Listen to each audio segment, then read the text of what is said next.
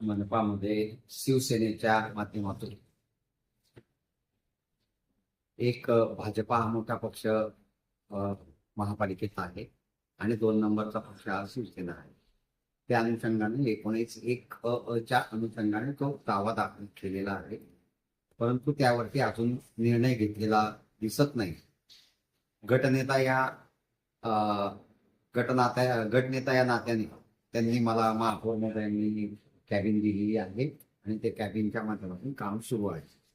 पण एकीकडे जर बघितलं तर आता आपण सोबत लढला आहात युतीमध्ये आणि आता विरोधी पक्षासाठी दावा केलाय काय? संघटनेमधलं विषय आहे. भाजपा शिवसेना या माध्यमातून तो विषय आहे. आधीच मी तुम्हाला सांगितलं की भाजपा हा मोठा पक्ष महापालिकेत आहे 46 म्हणून, आणि शिवसेना हा पक्ष 23 म्हणून 2 नंबरला पक्ष आहे. माजी जिल्हा सदस्य जे आहे प्रताप पाटील यांनी आज महापालिकेमध्ये भेट दिली होती, आपल्यासोबत चर्चा केली. काय विषयावर चर्चा झाली नेमकी?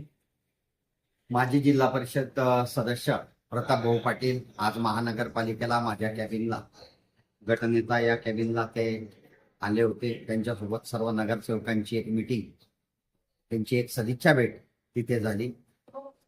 पुढील विधान परिषदेच्या अनुषंगाने या भेटीगाठी सुरू आहेत. नक्कीच चांगला प्रतिसाद आणि चांगल्या मोठ्या प्रमाणावरती आमच्या शिवसेनेच्या माध्यमातून असेल. आम्ही काही ठिकाणी आघाडीच्या माध्यमातून लढलेलो आहोत आणि काही अपक्ष आम्हाला सपोर्ट आहे. या अनुषंगाने आम्ही महायुतीचे घटक म्हणून महायुतीकडे आमचे जिल्ह्याचे पालकमंत्री माननीय गुलाबराव पाटील साहेब असतील, वरती आम्ही शिंदे साहेब असतील, यांना विनंती केली आहे की जळगावची विधान परिषद ही आपल्या शिवसेनेला मिळावी.